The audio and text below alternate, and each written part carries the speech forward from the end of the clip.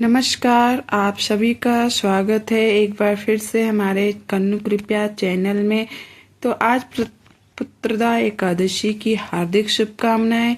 आइए बात करते हैं इस एकादशी की जिसने श्रावण की पुत्रदा पवित्रता या पवित्रोपन एकादशी भी कहा जाता है। एक समय की बात है, महाराज युधिष्ठिर ने भगवान श्री कृष्ण से पूछा, हे भगवान, आपने कामिका एकादशी का महत्व बताया, कृपया करके आप बताइए कि श्रावण शुक्ल पक्ष की एकादशी का क्या नाम है और इसको करने से क्या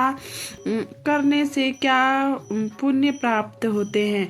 किस देवता की पूजा की जाती है। भगवान श्री कृष्ण मुस्कुराए और बोले, राजन, श्रावण शुक्ल एकादशी का नाम पुत्रदा एकादशी और पवित्रता है। इसकी कथा सुनने मात्र से ही वाजपेयी यज्ञ का फल मिलता है। आज मैं तुमको इसकी कथा सुनाता हूँ, ध्यान पूर्वक सुनो। यह एक ऐसी कथा है जहाँ एक धर्मात्मा राजा की पीड़ा, एक गाय के आंसू और एक व्रत की शक्ति के बदल गया। एक जीवन बहुत समय पहले की बात है। द्वापर युग में महिष्पति नाम की एक नगरी थी। वैश्यशाली, समृद्ध और आनंदमयी वहाँ के राजा थे। महिचिंजित धर्म के मार्ग पर चलने वाले और सत्यवादी राजा, दयालु और प्रजा की पालन पुत्र की तरह करने वाले राजा। लेकिन उनके जीवन में एक ऐसा खालीपन था जो सारी धन दौलत, वैभव और सारी शोभा होते हुए भी उन्हें खाली रहता था। सारी सत्ता उस खालीपन को भर नहीं पाती थी। उन्हें संतान नहीं थी। संतान न होने का खालीपन केवल वही समझ सकता है जिसके कोई संतान न हो।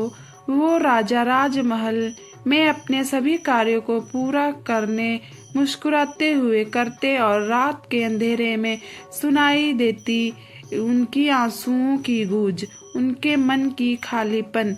राजा सिंहासन पर बैठा एक दुखी पिता जिसकी झोली कभी भरी ही नहीं थी और जिसकी गोद पूरी तरह खाली थी। राजा महिंजित ने बहुत से यज्ञ किए, ऋषियों से मिले, तीर्थ यात्राएं और बहुत से दान किए, लेकिन उन्हें संतान नहीं मिली। एक दिन दुखी होकर उन्होंने एक सभा बुलाई।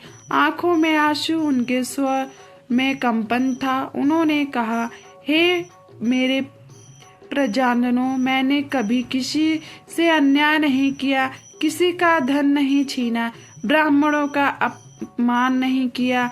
मैं सबका रक्षक बना, सबको अपने पुत्र के समान माना, फिर भी मेरी झोली सूनी क्यों है?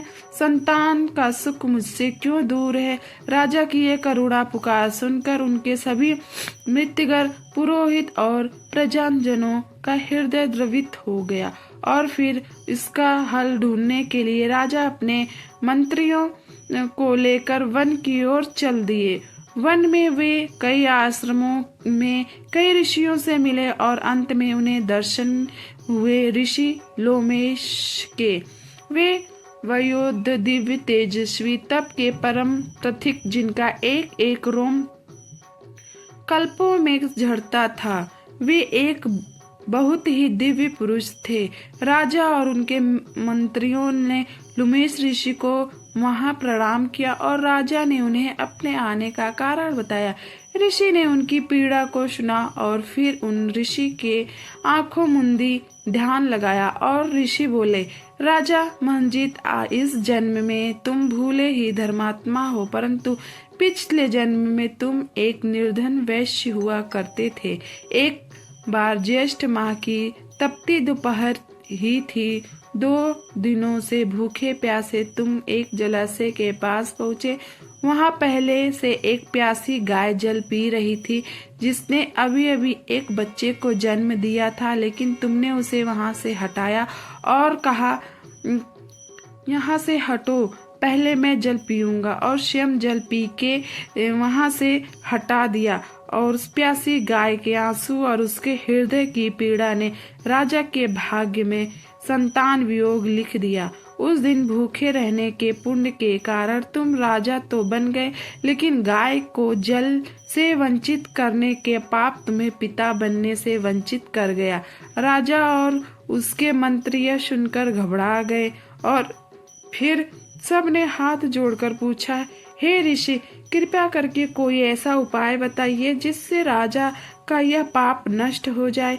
ऋषि बोले, श्रावण शुक्ल पक्ष की एकादशी को पुत्रदा एकादशी कहते हैं। यह बहुत ही पवित्र एकादशी है। इस दिन भगवान विष्णु का व्रत करो, रात्रि को जागरण करो और द्वादशी को ब्राह्मणों को भोजन कराकर इसका पारण कर दोगे।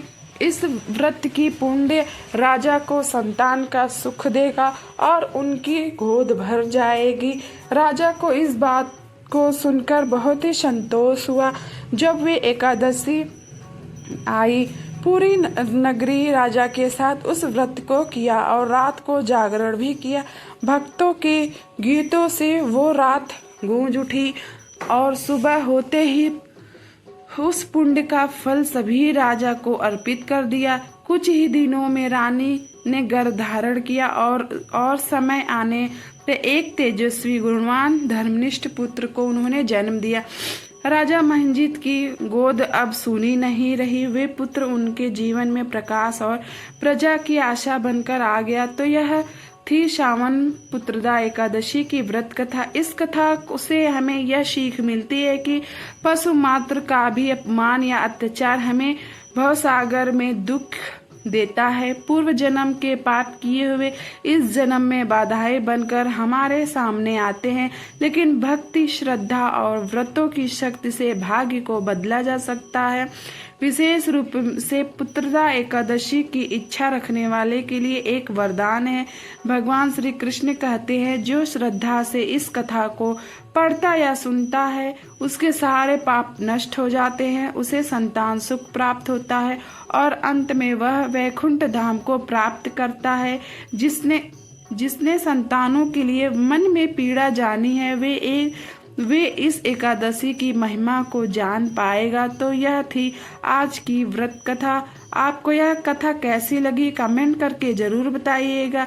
साथ ही हमारे चैनल कन्नू कृपया को सब्सक्राइब जरूर कीजिएगा और ऐसे ही अच्छी वीडियो के लिए हम मिलते हैं अपने नेक्स्ट वीडियो में। तब तक बोलिए राधे राधे, हरे कृष्णा, राधे राधे, हरे कृष्ण।